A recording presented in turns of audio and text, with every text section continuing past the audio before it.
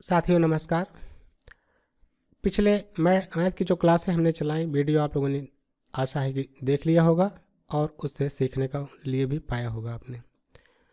तो उसी कड़ी में आज नेक्स्ट वीडियो में आइए करते हैं अध्ययन मैथ का। ये चैप्टर भी टेट के लिए बहुत ही इम्पोर्टेंट चैप्टर है।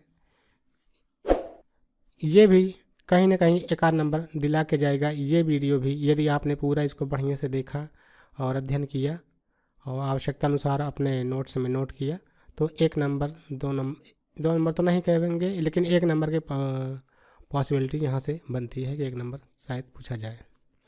तो ठीक है साथियों, आइए चलिए करते हैं आज के विषय में मैथ में अध्ययन। तो अध्ययन में आज हम लोग लेकर आए हैं उत्तरवर्ती या अनुवर्ती। उत्तरवर्ती या अनुवर्ती, इसी को उत्तरवर्ती भी कहते हैं। कभी कभी ये उत्तरवर्ती के नाम से पूछता है, कभी अनुवर्ती के नाम से पूछता है और कभी कभी ये पूर्ववर्ती के नाम से भी आता है।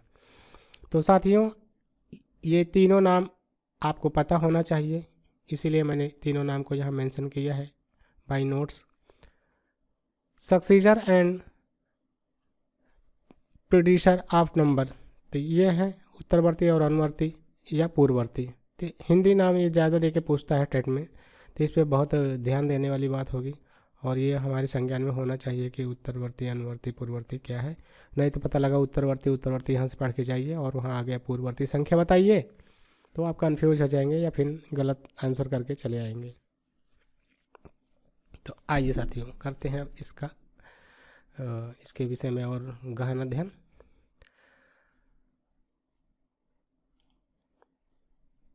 उत्तरवर्ती या अनुवर्ती संख्याएं, इनका मतलब क्या है? मतलब ये है कि बाद का। उत्तरवर्ती या अनुवर्ती का मतलब है बाद का। पहला पॉइंट, जैसे कि उत्तरवर्ती और अनुवर्ती। सक्सीजन नंबर, ये एक टाइप का नंबर है, ये इतना एक टाइप का नंबर है और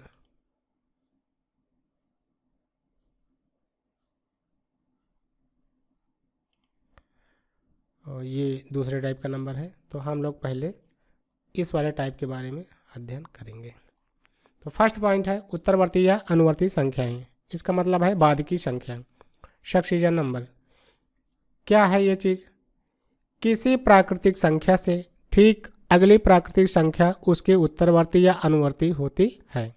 क्या चीज़? किसी प्राकृतिक संख्या, कोई भी नेचुरल नंबर है। नेचुरल नंबर की बात हम लोगों ने फर्स्ट वीडियो में कर रखा है, तो अगर नहीं पता है तो वहाँ पे जाके फर्स्ट वीडियो को देख लीजिएगा, या इस वीडियो के डिस्क्रिप्शन बॉक्स में मैं फर्स्ट वीडियो का लिंक दे दूँगा, वहाँ से आप जाके डायरेक्ट देख सकते हैं, या फिर लास्ट में विंडो के इस वीडियो के लास्ट में उसका आइकन आ जाएगा, उसका विंडो आ जाएगा, तो वहाँ पे भी क्लिक करके आप उस वीडियो को देख सकते हैं। तो साथियों उस वीडियो को देख लीजिएगा, अगर नहीं देखा है तो बहुत अच्छी बात है, आपको ये चैप्टर और समझ में आएगा। किसी प्राकृतिक संख्या से ठीक अगली प्राकृतिक संख्या उसकी उत्तरवर्ती या अनुवर्ती होती है। किसी भी प्राकृतिक संख्या में एक जोड़कर उससे अगली अर्थात उत्तरवर्ती या अनुवर्ती संख्या प्राप्त की जा सकती है। यदि प्राप्त करना हो उत्तरवर्ती या अनुवर्ती, तो उत्तरवर्ती अगर प्राप्त करना है तो क्या करेंगे? जो भी संख्या दिया गया है उसमें अगर हम एक जोड़ देंगे तो हमें उसके आगे का नंबर मिल जाएगा और उसी नंबर को कहा जाता है उत्तरवर्ती। इसका दूसरा नाम है अनुवर्ती संख्या।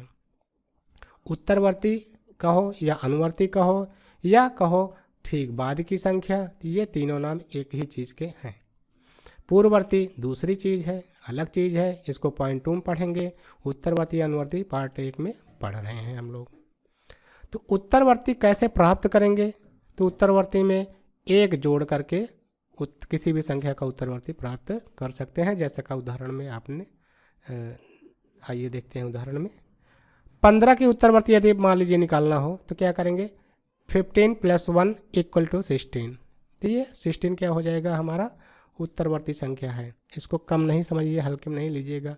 ऐसे नंबर से ऐसे सवाल है टेट में तो बाकायदा आती रहती हैं, पूछा जाता है।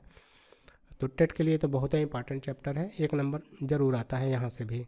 अभी तो ये स्टार्टिंग है, अभी आगे चलेंगे देखेंगे तो वहाँ भी और है।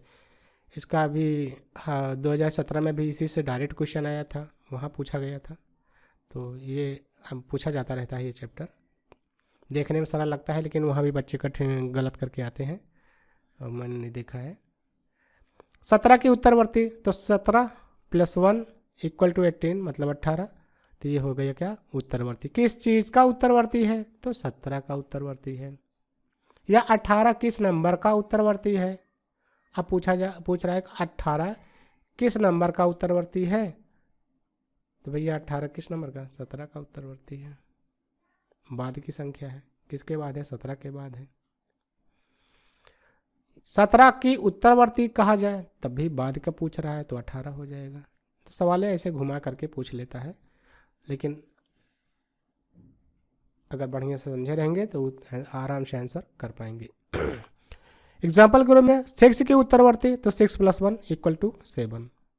नोट, उत्तरवर्ती को परवर्ती संख्या भी कहते हैं, जो कि यहाँ नहीं मेंशन किया था, तो उत्तरवर्ती को परवर्ती संख्या भी कहते हैं। इस चीज़ को भी आप याद करके रखिए कि उत्तरवर्ती को परवर्ती या अनुवर्ती संख्या कहते हैं। इसके बाद नंबर 2 आता है पूर्ववर्ती संख्याएं।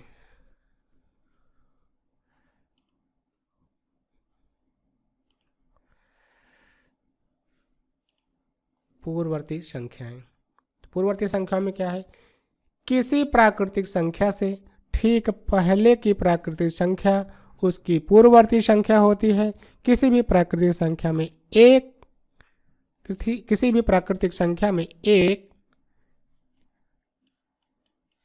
घटाने पर उसकी पूर्ववर्ती संख्या प्राप्त होती है। किसी भी संख्या में किसी प्राकृतिक संख्या से ठीक पहले की प्राकृतिक संख्या उसकी पूर्ववर्ती संख्या होती है।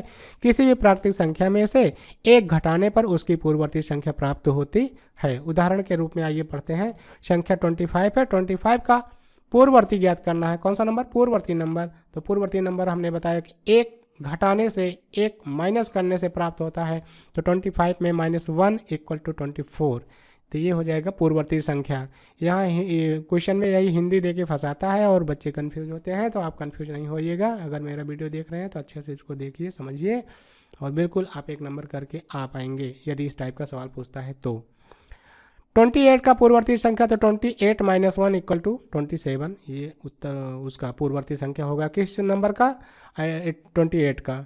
पूर्ववर्ती मतलब पूर्व की संख्या, पहले की संख्या।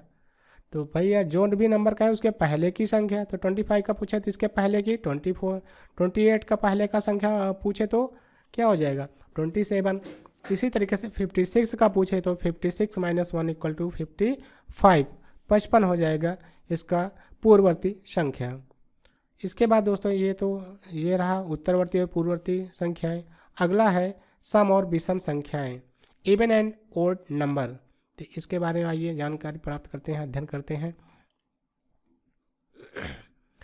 सम और विषम संख्याएं, इवन एंड ओड नंबर। तो फर्स्ट है सम संख्याएं, इवन नंबर्स। जो प्राकृतिक संख्याएं 2 से पूर्णतः विभाज्य हो जाती हैं उन्हें सम संख्याएं कहते हैं। वे संख्याएं जो 2 से विभाज्य हो जाती हैं, हम लोग कक्षा 1-2 से ही पढ़ते आ रहे हैं। 1-2 से तो शायद नहीं पढ़ाया जाएगा ये, हाँ, लेकिन ये है 5 से तो स्टार्ट हो ही जाता है, सम विषम की जानकारी मिल जाती है। जो पहले के बच्चा है आजकल तो केजी नर्सरी से ही स्टार्ट कर दे रहे हैं। तो साथियों, जो प्राकृतिक संख्याएं 2 से पूर्णतः विभाज्य हो जाती हैं उन्हें सम संख्या कहते हैं। वही संख्याएं क्या है, सम संख्या। जैसे 2, 4, 6, 8 आदि।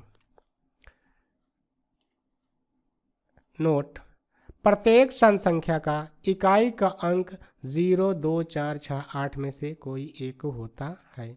आप ये जानकारी रखिए कि जो हमारा प्रत्येक सम संख्या होती है, जो प्रत्येक सम संख्या, सभी सम संख्याएं उनके इकाई पर, अब भाई संख्याएं बहुत बड़ी भी दे सकता है, 10 नंबर, 20 नंबर, 100 नंबर की भी संख्या दे दे, तो आप वहाँ सोचोगे पता नहीं सम होगा कि विषम होगा, तो उसके लिए एक क्लू है, एक ट्रिक है, जो इसका इकाई का नंबर देखिए। संख्या चाहे इतनी बड़ी हो लेकिन उसका हम क्या देखेंगे, यूनिट नंबर देखेंगे, इकाई नंबर देखेंगे, और उस पर क्या लिखा हो, 0 हो, 2 हो, 4 हो, 5 हो, 8 हो, तो वह संख्या क्या होती है, सम संख्या होती है, वो संख्या सम संख्या होती है।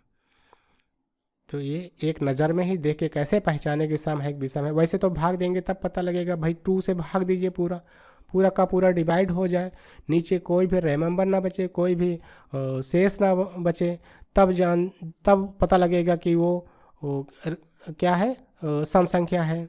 तो पहली ही नज़र में हम कैसे पहचाने कि ये सम है कि विषम है, तो भाई उसके इकाई नंबर पे ध्यान रखिए, नज़र रखिए। यदि इकाई पर 0 हो, 2 हो, 4 हो, 6 हो, 8 हो, तब वह संख्या पूरी की पूरी क्या हो जाएगी, 2 से डिवाइड हो जाएगी। और जब पूरी से पूरी डिवाइड हो जाती है तो उस संख्या को क्या कहते हैं, सम संख्या कहते हैं। नेक्स्ट पॉइंट है विषम संख्याएं, ओड नंबर। वे प्राकृतिक संख्याएं जो 2 से पूर्णतः विभाज्य नहीं होती हैं उन्हें विषम संख्या कहते हैं। विषम संख्याएं वे प्राकृतिक संख्याएं जो 2 से पूर्णतः विभाज्य नहीं होती हैं उन्हें विषम संख्या कहते हैं। जैसे 1 या 1, 3, 5, 7, 9।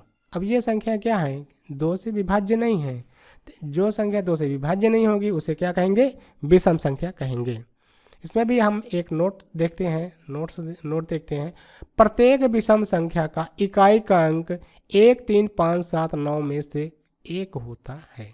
मान लीजिए बहुत बड़ी संख्या दी गई है, तो हम कैसे पहचानेंगे, पहले ही नज़र में, फर्स्ट नज़र में हम कैसे पहचाने कि ये संख्या सम है कि विषम है, क्योंकि वहाँ इतना टाइम नहीं होता है कि हम पूरी की पूरी हल करें, 2 से विभाज्य करें, और लास्ट में जब उसमें शेष बच जाएगा अर्थात पूरी विभाज्य नहीं होगी, तब हम चेक करें, बता पाएंगे कि विषम संख्या है। तो भाई इतना टाइम नहीं होता है वहाँ कि ऐसा करें। तो उसके लिए एक ट्रिक भी है। यदि इकाई का नंबर, कौन सा नंबर, एकदम लास्ट वाला इकाई वाला यूनिट नंबर, उस पर अगर 1 हो, 3 हो, 5 हो, 7 हो या फिर 9 हो, तब वो संख्या क्या हो जाएगी, विषम संख्या होगी। इस तरीके से आशा है कि आप लोगों को ये समझ में आया होगा। साथियों अब अगला चलते हैं, जातीय मान तथा स्थानीय मान। अगला है जातीय मान तथा स्थानीय मान, face value and place value. तो आइए दोस्तों, यहाँ से भी बहुत टाइम क्वेश्चन किया गया है, संभावना है पूछ भी सकता है। टेट में तो एकदम जान लीजिएगा पूछ ही लेगा, टेट में मान के चलिए एक आध क्वेश्चन आ जाता है कभी कभी, ज़्यादातर एग्जामों में आया हुआ है। यहाँ से भी जातीय मान, फेस वैल्यू, जातीय मान को इंग्लिश में फेस वैल्यू कहेंगे। किसी संख्या में किसी अंक का जातीय मान उस अंक का अपना मान होता है, चाहे वह अंक किसी भी स्थान पर हो। क्या कहने का मतलब, किसी संख्या में किसी अंक का जातीय मान उस अंक का अपना मान होता है। जैसे आप हैं, तो आपका नाम यदि सोहन है, तो आप चाहे जितने कोई बीच में बैठ जाइए, आपका नाम सोहन ही होगा। चाहे आपके बाद 2 लोग हों, चाहे आपके पहले 2 लोग हों, या आप 4 लोगों के पहले बैठ जाएं, या आप 8 लोगों के बाद बैठ जाएं, तो आपको इधर उधर बैठने से आपका नाम नहीं बदल जाएगा, आपका नाम तो सोहन ही रहेगा।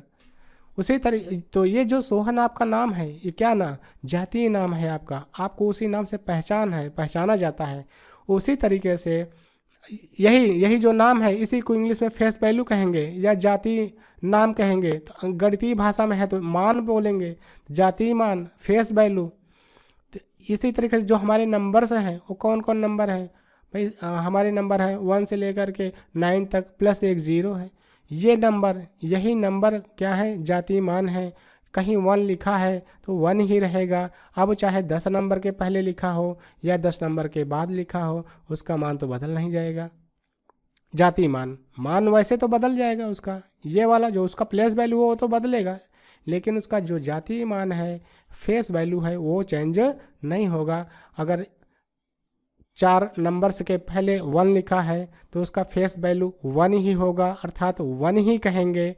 यदि वो 4 नंबर के बाद लिखा हो, कुछ नंबर हो, और उसके बाद जो है चौथा नंबर पे अगर फिर से 1 यहाँ मान लीजिए लिखा है, तो क्या इसको 1 कहेंगे तो इसको कुछ दूसरा कहेंगे क्या? नहीं भाई, इसको भी हम 1 ही कहेंगे। तो ये जो कॉन्सेप्ट है 1 4 2, यही कॉन्सेप्ट, इसी चीज़ को कहा जाता है जाति मान या फेस वैल्यू। उसी को लिखने की भाषा में यहाँ लिख के दिखाया गया है, बाकी समझने के लिए मैंने आपको समझाया। उदाहरण के लिए आइए देख लेते हैं साथियों, जैसे संख्या है 271, तो इसमें 7 का जाति मान, 7 का जाति मान क्या होगा? तो 7 ही होगा, क्योंकि वो उसका व्यक्तिगत नाम है, उसका व्यक्तिगत पहचान है। तो 7 की पहचान है ये 7, ऐसे जो डिज़ाइन बनेगा, ऐसा जो चिन्ह बनेगा, उसे ही हम क्या कहेंगे? 7 कहेंगे या 7 कहेंगे। तो इस तरीके से जो 7 कह रहे हैं, जो 7 नाम ले रहे हैं, वही उसका जाति मान है। अब ये 7 चाहे जहाँ लिखा जाए उसको हम 7 के नाम से ही उसको पुकारेंगे, बुलाएंगे। तथा संख्या 6 3 5 7 8 में भी 7 का जाति मान 7 ही होगा। अब यहाँ भी 7 लिखा है, इतनी सारी संख्याएं हैं, लेकिन उसका जो फेस वैल्यू होगा, जाति मान होगा, वो क्या होगा? 7 ही रहेगा। तो आशा है साथियों आप सबको समझ में आया होगा, ये चीज़ मैंने समझाने की पूर्ण कोशिश की है। आइए अब देखते हैं सेकंड पॉइंट को, स्थानीय मान को, प्लेस वैल्यू। अब क्या है प्लेस वैल्यू? स्थानीय मान। किसी संख्या में किसी अंक का स्थानीय मान उस संख्या के स्थान पर निर्भर करता है कि संख्या कितनी होगी। जो उसका स्थान होता है, प्लेस होता है, प्लेस में से ही होता है स्थान, तो उसी स्थानीय मान, स्थान या प्लेस, तो जिस जगह पे होता है उस जगह की क्या वैल्यू है, उसी वैल्यू को क्या कहा जाता है? मान, और अंग्रेजी में वैल्यू कहते हैं। तो जिस प्लेस पे कोई चीज़ है, उस प्लेस की जो वैल्यू है, उस चीज़ को कहा जाता है स्थानीय मान। जैसे 4 मोहन नाम के बैठे हैं, उम्र में अंतर है, चारों का नाम मोहन है, चारों एक लाइन में बैठे हुए हैं। अब एक की उम्र है 45 ईयर, 45 साल का है, एक की उम्र है 6 साल है, एक की उम्र है 45 साल, एक की उम्र है 6 साल। अब ये इसको बुला रहा है, पुत्र कह रहा है, तो जाहिर सी बात है अगर इसको पुत्र कह रहा है तो बड़ा तो वैसे भी उम्र से ही दिख रहा है, और ये छोटा दिख रहा है, तो ये हो सकता है इनका पिता हो, मान लेते हैं पिता ही हो, मान लीजिए पिता ही हो। वैसे देखा जाए तो इनके भी वही 2 हाथ है, बाकी सब कुछ सेम है, सारे अंग सेम है। 2 हाथ इनके पास है तो 2 हाथ इनके पास भी है, 2 आँखें इनके पास भी हैं, 2 आँखें इनके पास भी है। इनके बाल का रंग काला है, ब्लैक है, इनके भी बाल का रंग काला और ब्लैक है। तो क्या ये दोनों सेम हैं, वही चीज़ है? नहीं, बिल्कुल नहीं सेम है। ये भाई उम्र में भी ज़्यादा हैं, ये उम्र में कम है। रिश्ते में अगर देखा जाए तो ये पिता है, ये पुत्र है। तो जो इनका स्थान है, परिवार में जो इनका स्थान है, उस स्थान का नाम क्या है? पिता है। और इन बंदे का क्या नाम है?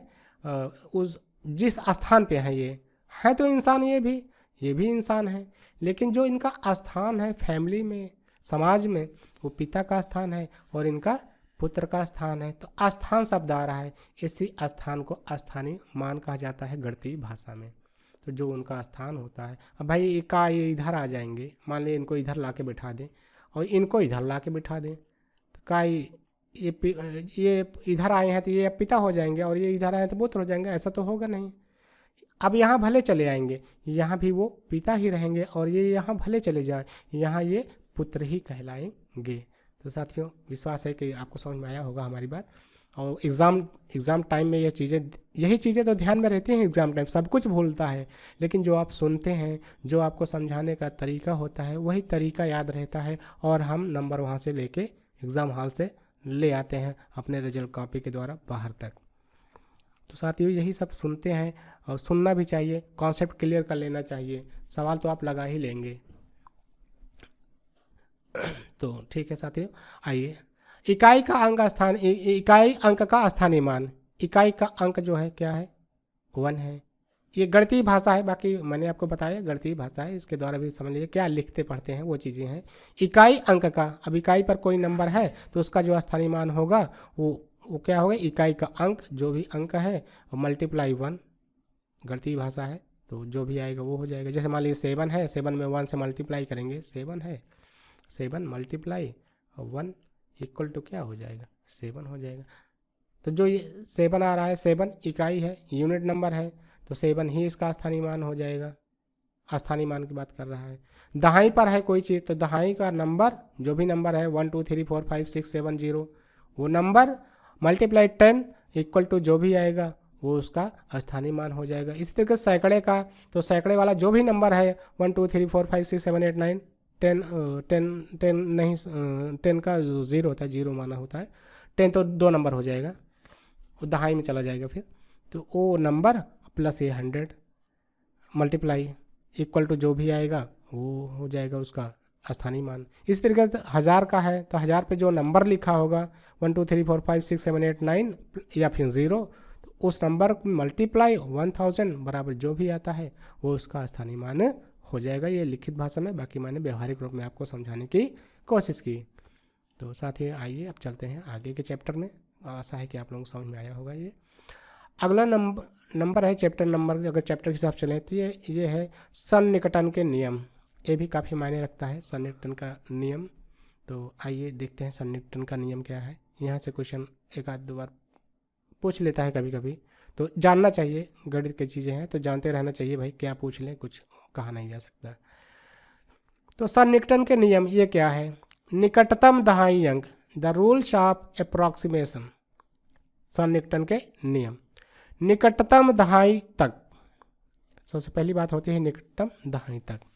जैसे इकाई के स्थान के अंक को लीजिए, इकाई का कोई अंक ले लीजिए, जैसे यदि 5 है, सॉरी इकाई के स्थान के अंक को लीजिए, यदि यह 5 से छोटा है, इकाई की बात कर रहा है, इकाई पे जो नंबर लिखा है उसको लीजिए, यदि यह 5 से छोटा है तो इसके स्थान पर 0 लिखिए, यदि यह 5 या 5 से बड़ा है तो इसके स्थान पर क्या लिखेंगे, 0, तो इसका स्थान पर 0 लिखिए। और सॉरी भाई यही लाइन दोहरा दिया गया है, तो दोहरा दिया है और कोई बात नहीं। यदि यह 5 या 5 से बड़ा है तो इसके स्थान पर 0 लिखिए और दहाई के अंक में 1 जोड़िए। ये भी सही है, ये भी सही है साथियों, पढ़ने में हम दिक्कत कर रहे थे। इकाई के स्थान के अंक को लीजिए, यदि यह 5 से छोटा है तो इसके स्थान पर 0 लिखिए, यदि यह 5 या 5 से बड़ा है तो इसके स्थान पर, अब यहाँ दोनों बातें मेंशन कर ली, जो ऊपर की लाइन में बताया गया है उस लाइन को भी यहाँ पे मेंशन किया गया है, ये बात हो रही है यहाँ पे। यदि यह 5 या 5 से बड़ा है तो इसके स्थान पर 0 लिखिए और दहाई के अंक में 1 जोड़िए।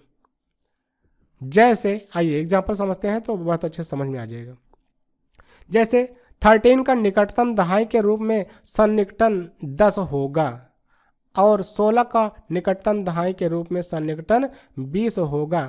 कैसे होगा आइए इसको करके देखते हैं और समझते हैं। जैसे 13 का पूछ ले कि 13 के निकटतम दहाई के रूप में सन्निकटन मान क्या होगा, यही क्वेश्चन आ जाए, यही आ जाए, मान लीजिए ये क्वेश्चन आ गया है, सन्निकटन मान क्या होगा, तो कैसे समझें कि हम 10 ही होगा। हम भले यहाँ बता दे रहे हैं, आपको समझ में आ रहा है तो क्या वहाँ 13 तो आएगा नहीं, वहाँ तो नंबर बदल जाएगा ना। तो आइए समझते हैं। 13 दे दिया है क्वेश्चन में, अब पूछ रहा है सन्निकटन, इसका सन्निकटन मान बताइए। तो सन्निकटन मान कैसे बताएंगे, तो हम पहले इकाई का नंबर पे ध्यान देंगे। इकाई का नंबर, ये इकाई का नंबर, इकाई के नंबर पे ध्यान देंगे, देखेंगे हम कि इकाई का नंबर पे कौन सा नंबर लिखा है। यहाँ पे देख रहे हैं कि 3 लिखा है, तो 3, अब 3 तो लिखा है भाई, 3 क्या 5 से बड़ा है, नहीं 5 से बड़ा नहीं है, 5 से छोटा है। क्या 5 के बराबर है, 3 क्या जो है 5 के बराबर है, नहीं भाई 5 के बराबर भी नहीं है, दोनों शर्त नहीं है। ना तो ये 3 से ये 5 से ये बड़ा है, मतलब ये छोटा है, ना तो 3 जो दिया गया है इकाई पर वो 5 के बराबर है। यदि बराबर नहीं है और बड़ा भी नहीं है तो वहाँ पर क्या लिखेंगे, 0 लिखेंगे। इसी कारण से यहाँ पे क्या हो गया है, 0 हो गया है। इकाई की बात समझ में आ गई। जब ये 0 हो गया है तब यहाँ पर कुछ बढ़ाना नहीं है, ये शर्त कहता है। यहाँ पे कुछ बढ़ना नहीं है। ये साइंस का क्वेश्चन है, लेकिन मैथ में मेंशन होता है इसका। ये फिजिक्स में भी है इसका क्वेश्चन, फिजिक्स की चीज़ है और मैथ में भी है, तो ये पढ़ा जाता है। वहाँ सॉनेट का बहुत अच्छे से समझाया गया है समझाया क्या गया है, यही चीज़ें वहाँ भी समझाया गया है एग्जाम्पल दे करके, तो वही चीज़ यहाँ भी है। तो इकाई पर यदि एकदम सीधा सीधा जान लो भाई कि इकाई पर यदि 5 हो या 5 से कम हो, तब यदि 5 हो या 5 से अधिक हो, तब तो इसके स्थान पे 0 लिखेंगे और यहाँ 1 बढ़ा देंगे। यदि ये कंडीशन नहीं बन रही है, बन क्या रही है कि 5 से ये अंक छोटा है, और जब छोटा है तो बराबर होने के सवाल ही नहीं होता है। तो जब 5 से छोटा हो तब इसके स्थान पे 0 लिखेंगे और इसके जो दाहिनी तरफ है, दहाई का अंक है, वहाँ पर जो भी गिनती है उसको जस का तस उतार देंगे। इस तरीके से 13 का जो सन्निकटन मान होगा वो 10 हो जाएगा। इसी तरीके से ये 10 हुआ है। अब 16 के बारे में आइए, इसकी चर्चा करते हैं 16 में कैसे हुआ है। तो 16 के बारे में देखते हैं। 16 है जो मैंने बताया इसके पहले उसी रूल से हमने बताया 5 हो या 5 से ज़्यादा हो, तो यहाँ देख रहे हैं 5 तो नहीं है लेकिन 5 से ज़्यादा है। जब ज़्यादा है तब क्या करना है, 0 लिखना है इकाई पर। चलिए लिख देते हैं, सन्निकटन 0 लिख दिए। लेकिन दूसरी शर्त क्या है, जब 5 या 5 से ज़्यादा हो तो यहाँ तो 0 लिखेंगे, लेकिन इसके बगल वाले नंबर वहाँ पे क्या करेंगे, 1 और ऐड करेंगे। जो भी नंबर होगा, यहाँ मान लीजिए 2 होता तो 1 ऐड करते हैं, 2 1 3 हो जाता।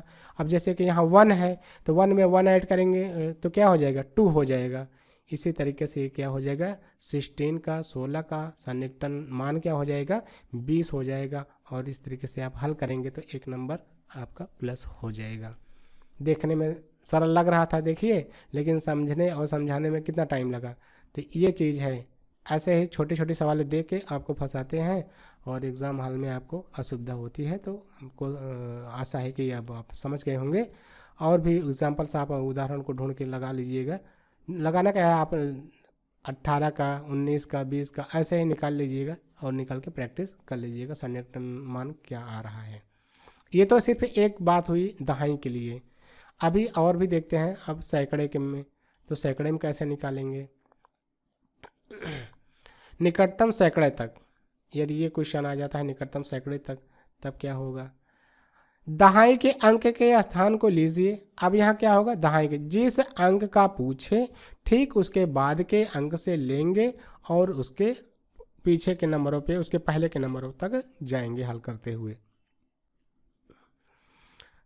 तो सैकड़ा का पूछा है तो सैकड़े के बाद क्या आता है, दहाई आता है, तो हम दहाई से स्टार्ट कर लेंगे। दहाई के अंक के स्थान को लीजिए। यदि यह 5 से छोटा है तो इसके व इकाई के अंक को 0 से बदलिए। यदि यह 5 या 5 से बड़ा हो तो इसके व इकाई के अंकों को 0 से बदलिए और सैकड़े के स्थान के अंक में 1 जोड़ दीजिए। वही जो इस प्रकार जोड़ने से जो नंबर हमें प्राप्त होगा वो निकटतम सैकड़ा मान हो जाएगा। जैसे 136 का निकटतम सैकड़े के रूप में सन्निकटन मान निकालना है तो क्या हो जाएगा, 100 होगा। क्यों होगा, क्योंकि सैकड़ा पूछ रहा है तो सैकड़ा भैया ये नंबर है, सैकड़ा है। हमने कहा ठीक सैकड़े के बाद वाला नंबर, जो भी पूछे उसके ठीक बाद वाला नंबर। तो भाई सैकड़ा पूछा है तो इसके बाद वाला नंबर क्या होगा, दहाई होगा। ये दहाई की बात मैंने यहाँ किया था, तो ये दहाई का नंबर है, इसको ध्यान में रखेंगे। अगर ये नंबर 5 से, बाकी वही जो दहाई वाले में जो समझाए थे, इसके पहले वाले में समझाए थे, वही पूरा का पूरा सिस्टम यहाँ भी लागू होता है। बस ये है कि किस नंबर से हमको यहाँ कैलकुलेट करना है, बस इतने पर ध्यान देना है। तो भाई ध्यान यही देना है, सैकड़ा का जो भी नंबर कहे, प्रश्न में जो नंबर कहे, जो उसका प्लेस वैल्यू कहे, जो स्थान कहे, उसी स्थान से ठीक उसके बाद वाले स्थान से कैलकुलेशन करना शुरू कर दीजिए और आपका सवाल सही हो जाएगा। तो यहाँ सैकड़े की बात किया तो सैकड़े के ठीक बाद दहाई, तो दहाई से हम कैलकुलेट करेंगे। दहाई का अंक 5 से बड़ा है या छोटा है, इसको ध्यान में रखिए। तो यहाँ देख रहे हो 136 में 5 से छोटा है, तो छोटा है तो इसके स्थान पे 0 लिखेंगे। चलिए यहाँ 0 लिख दिए और इसके बाद के स्थान जितने भी होंगे अब वो सब 0 हो जाएंगे, तो यहाँ भी 0 लिख दिया गया। और ठीक इसके पहले वाले अंक में अब कुछ जुड़ना नहीं है, जस का तस उतार देना है। तो इसके पहला नंबर 1 है, इसीलिए जस का तस 1 उतार दिए। इस तरीके से 136 का निकटतम सैकड़ा मान क्या होगा, निकटतम सैकड़ा रूप क्या होगा, सन्निकटन रूप, वो हो जाएगा 100। तो ये आपके विकल्प में 100 रहेगा, आप टिक कर सकते हैं उसको, या काला गोला उसमें बना सकते हैं, भर सकते हैं। अगला है 156। अब 156 का सन्निकटन मान निकालना है। अब मैंने जो रूल बताया उसके हिसाब से सैकड़ा का पूछा गया है, तो सैकड़ा में है भी इकाई दहाई सैकड़ा, तो सैकड़ा है। तो ठीक इसके बाद का नंबर देखिए, स्थान है दहाई, दहाई का नंबर देखिए क्या 5 है या 5 से बड़ा है। तो भाई 5 से बड़ा तो नहीं, लेकिन 5 है। जब 5 है तो यहाँ तो 0 लिखेंगे, ये 0 लिख दिया, ये 0 लिख दिया। ठीक, अब इसके बाद के जो भी नंबर हैं वो भी 0 हो जाएंगे, यहाँ 0 लिख दिया। लेकिन अब अगली शर्त क्या है, अगर ये 5 हो जाए या 5 से ज़्यादा हो तो ठीक इसके पहले वाले नंबर में 1 जुड़ जाता है, ऐड हो जाता है। इसीलिए यहाँ पर 1 ऐड कर दिया गया है, 1 में 1 ऐड करके यहाँ 2 लिखा गया है, और इस तरीके से हो गया 200। तो 156 का जो सन्निकटन मान है वो 200 हो जाएगा। अर्थात 150, अगर 150 रहता तो कहाँ चला जाता, 200 में चला जाता। यदि 149 होता, ठीक है, कम, तो कहाँ चला जाता, 100 में चला जाता। ये होता है सन्निकटन मान। तो ये सैकड़े का था। तो विश्वास है कि आप लोगों को मैं अच्छा सा समझा पाया होऊंगा। चलिए आइए देखते हैं 1000वें स्थान को। इस तरीके से इसकी पॉसिबिलिटी बनती है कि ये क्वेश्चन परीक्षा में आ सकता है, और ये इम्पॉर्टेंट होता है खास करके टेट के लिए। सुपर टेट में भी आ सकता है और टेट में तो बिल्कुल आ सकता है। मान के चलिए आ गया है 1 नंबर। तो निकटतम 1000 तक सैकड़े के स्थान के अंक को लीजिए। भाई कहा ना 1000, जो भी कहे, जो भी क्वेश्चन करे, ठीक उसके बाद वाला स्थान। तो इस 1000 के बाद वाला स्थान को क्या कहेंगे, सैकड़ा कहेंगे। तो सैकड़े के स्थान के अंकों को लीजिए। यदि यह 5 से छोटा है, बाकी वही सारी शर्तें हैं जो हमने दहाई में शर्त रखी, वही शर्त यहाँ भी है। बस स्थान का कैसे चयन करना है यही ध्यान रखिएगा। जो भी क्वेश्चन में पूछे ठीक उसके बाद वाला स्थान ले लीजिए। 1000 पूछे सैकड़ा लीजिए, 10,000 पूछे 1000 वाला लीजिए, लाख पूछे दहाई वाला लीजिए, 10,000 वाला लीजिए दहाई। इस तरीके से स्थान का चयन करिए और वो फट से वही 5 वाला रूल अप्लाई करिए, आपका सवाल सही हो जाएगा।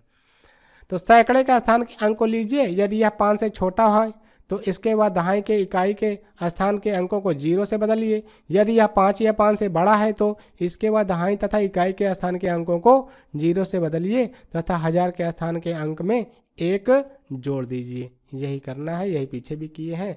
आइए यहाँ देखते हैं करके। निकटतम 1000 के रूप में 1356 1356 का सन्निकटन मान क्या हो जाएगा, 1000 होगा। कैसे होगा ये समझते हैं।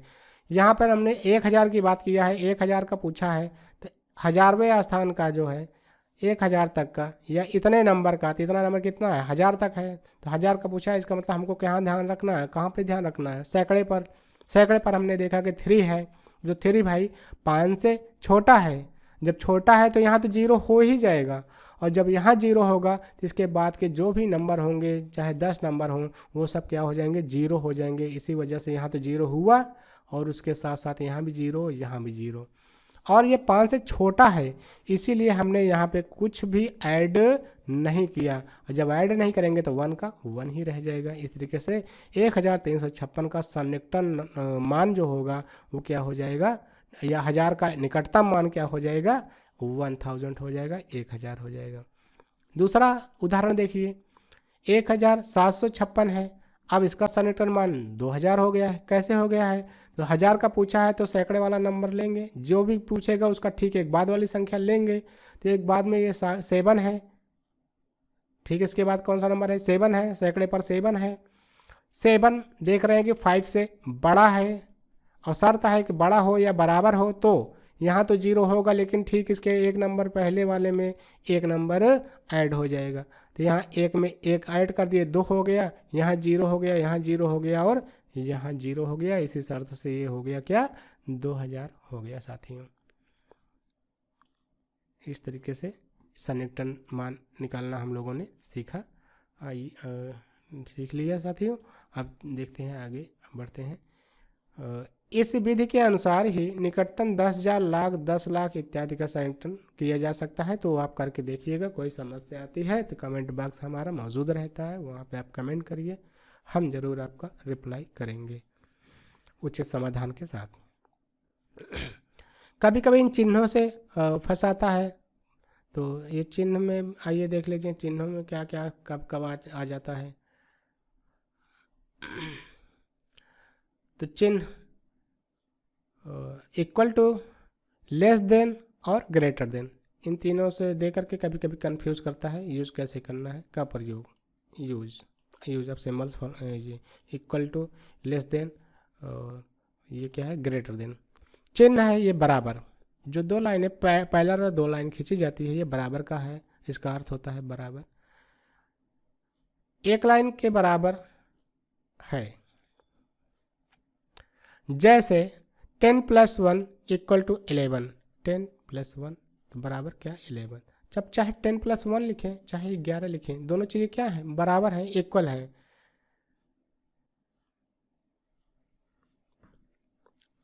या फिर इसको हम ऐसे भी लिख सकते हैं, 10 + 1 = 1 + 10। तब भी देखिए जोड़िए, देखने में तो लग रहा है कि अंतर है, लेकिन अगर अंकीय मान में देखा जाए तो 10 + 1 क्या हो जाएगा, 11 होगा। 1 + 10 क्या हो जाएगा, वो भी 11 होगा। तो 11 बराबर 11, तो दोनों चीज़ें बराबर होती हैं भाई, यही तो बताया गया है। तो बराबर यही तो बताता है, ऐसे कन्फ्यूज करता है कहीं कहीं। तो हमारे बच्चे बहुत सारे भाई आर्ट साइड से पढ़े रहते हैं, तो उनके लिए थोड़ा दिक्कत होती है। तो आप लोग भी दिक्कत बिल्कुल नहीं महसूस करिए, इस वीडियो को आप बढ़िया से देखिए।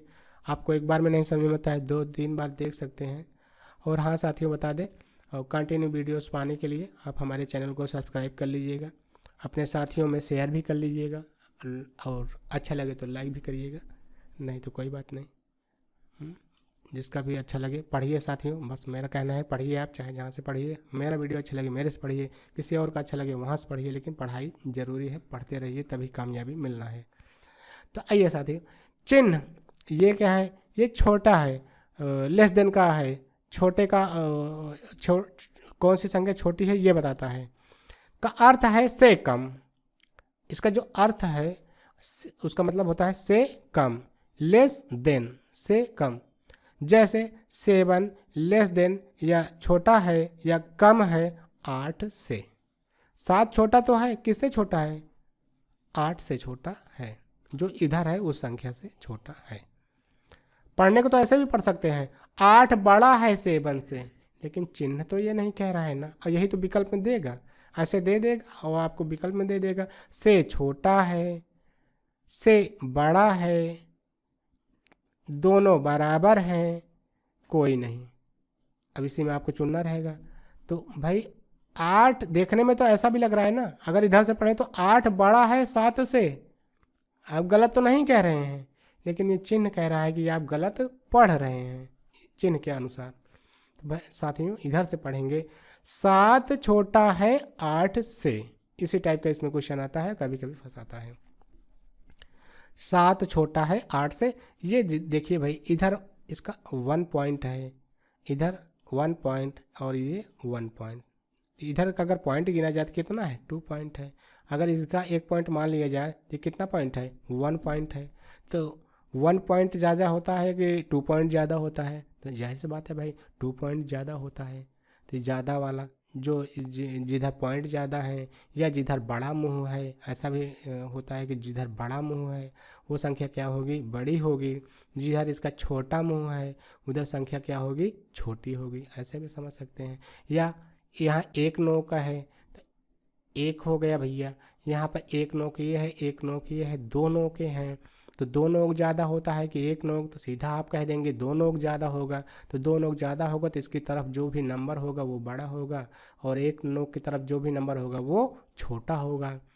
जो नोक पहले दिखाई पड़े, 1 वाला दिखाई पड़े या 2 वाला दिखाई पड़े, उसी से पढ़ना स्टार्ट करेंगे। तो यहाँ पर 1 वाला पहले है, मतलब कि छोटा वाला से पढ़ना स्टार्ट करना है। कहने का मतलब 7 छोटा है 8 से। ठीक साथियों, चिन्ह दूसरा वाला, अब इसी चिन्ह को पलट देते हैं तो देखिए अब एक नोक, दो नोक इस साइड आ गए और एक नोक दूसरी साइड चला गया, तो अब जो भी नंबर लिखा जाएगा यहाँ पर, जो भी नंबर रहेगा वो बड़ा लिखा जाएगा। किस नंबर की अपेक्षा? इस नंबर की अपेक्षा, इस जगह की अपेक्षा। का अर्थ है से अधिक, जैसे 15 ज़्यादा है, बड़ा है या अधिक है किससे? 9 से। बस ये छोटा सा सिंपल सा एक ट्रिक है, इसको ध्यान में रखिए। कभी कभी क्वेश्चन आ जाता है, तो जो कभी कभी आ जाता है वो भी गलत ना होने पाए, इसलिए इनको भी हमने मेंशन किया है। और आप बहुत छोटा चीज़ है, आ जाएगा तो हल कर लेंगे, मैंने समझा भी दिया। अगला है साथियों संख्याओं की विभाज्यता का नियम। तो हम संख्याओं की विभाज्यता का नियम के बारे में पढ़ेंगे नेक्स्ट वीडियो में। और आज के वीडियो में बस इतना ही, मिलते हैं नेक्स्ट वीडियो में, तब तक के लिए जय हिंद, वंदे मातरम। हाँ साथियों, एक चीज़ कहना चाहेंगे, अगर आप भी अभी भी आपने मेरा चैनल सब्सक्राइब नहीं किया है तो प्लीज़ सब्सक्राइब कर लीजिएगा, जिससे कि जब अगला मैं ये विभाज्यता का नियम लेकर आऊँ तो वहाँ पे आपको मेरी नेक्स्ट वीडियो का लिंक नोटिफिकेशन मिल जाए आसानी से, और आप उस वीडियो का अध्ययन करके अपने अध्ययन की श्रेणी को, श्रृंखला को बढ़ा सकें, उत्तम कर सकें। इसी के साथ नमस्ते साथियों, जय हिंद।